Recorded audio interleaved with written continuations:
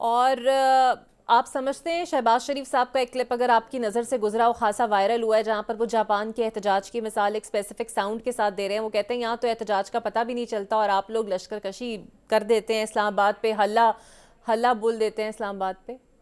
میں ایک دفعہ جاپان گیا اور وہ ہونڈا فیکٹری تھی، میں جب گزر رہا تھا تو وہاں او کی آواز آئی. پھر میں نے جو ہمارے ہوسٹ تھے میں نے لگا ان سے پوچھ لیں، میں چپ ہو گیا. پھر میں آگے گیا، پھر او.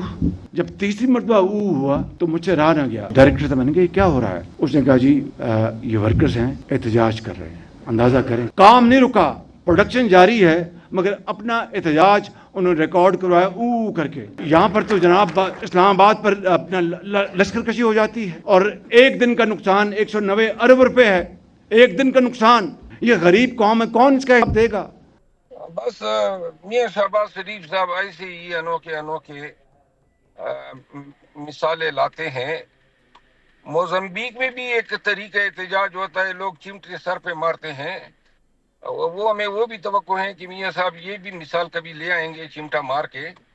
تو یہ ان کا احتجاج کا مشورہ انہوں نے دیا ہے اپوزیشن کو، شاید ترقی کے لیے شاید وہ ضروری سمجھتے ہیں. تو انشاءاللہ پارلیمان میں آنے دیں تو ہم استقبال کریں گے ان کی توقع اور ان کے خواہشات کے مطابق. بالکل صحیح، اسی ساؤنڈ کے ساتھ انشاءاللہ اس سے بھی جو آوازیں جس تال اور سر کے ساتھ انہوں نے نکالی ہے تو ہم اپنی ایجادگی بھی تھوڑی بہت کر لیں گے. بالکل صحیح. بہت شکریہ شیر افضل مروت صاحب، پاکستان تحریک انصاف نما میرے ساتھ موجود تھے. دیکھتے ہیں یہ معاملہ کہاں تک آگے جاتا ہے جناب. ایک بریک لیتے ہیں، بریک کے بعد آپ سے ملتے ہیں. اور آپ ہی کی کہی ہوئی بات بڑی مشہور ہو رہی ہے کہ پی ٹی آئی کے وکلا بڑے مہنگے ہیں، عہدے بھی لے رہے ہیں، کروڑوں کی فیسز بھی لے رہے ہیں، اور آپ نے ہی کہا ہے کہ اب اسکروٹنی ہونی چاہیے ان کی بھی جنہوں نے اتنے پیسے لیے ہیں وکلا نے. اس میں برائی تو کوئی نہیں ہے.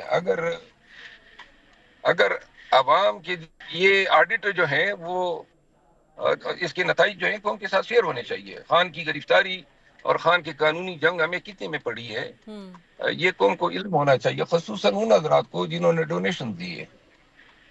سر پھر یہ بھی سوالات اٹھیں گے کہ اتنا پیسہ آیا کہاں سے ہے؟ خان صاحب کے لیے پیسے کی کمی نہیں ہے. پیسہ جو ہے وہ شوکت خانم کو اربوں روپے آ رہے ہیں سالانہ.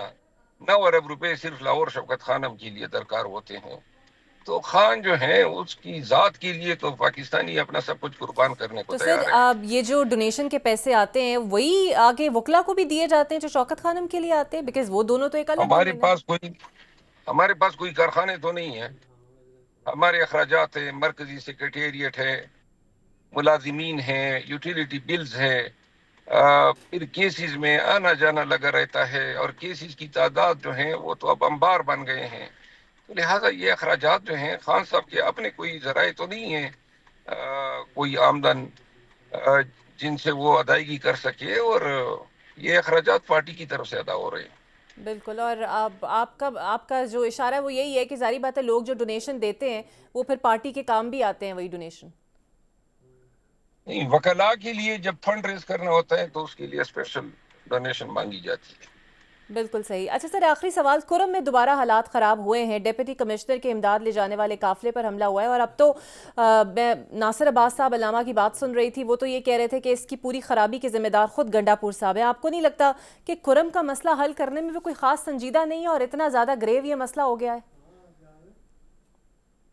ڈپٹی کمشنر کرم کو جو ہیں وہ دھمکیاں ملی تھی، اور وہ میرے رشتہ دار بھی ہیں جاوید اللہ محسود، اور وہ زخمی ہوئے، 3 گولیاں ان کو لگی ہیں. ان کو آج سے کوئی 4-5 ایام قبل دھمکیاں ملی تھی ایک گروپ کی طرف سے، اور ان کو مارنے کا کہا گیا تھا. تو حالات جو ہیں، ایک واقعہ ہوا ہے، ڈپٹی کمشنر کو اپنی سیکیورٹی کا خاص خیال رکھنا چاہیے تھا، لیکن حالات جو ہیں وہ کل پرسوں تک جو ہیں انشاءاللہ قابو میں آ جائیں گے.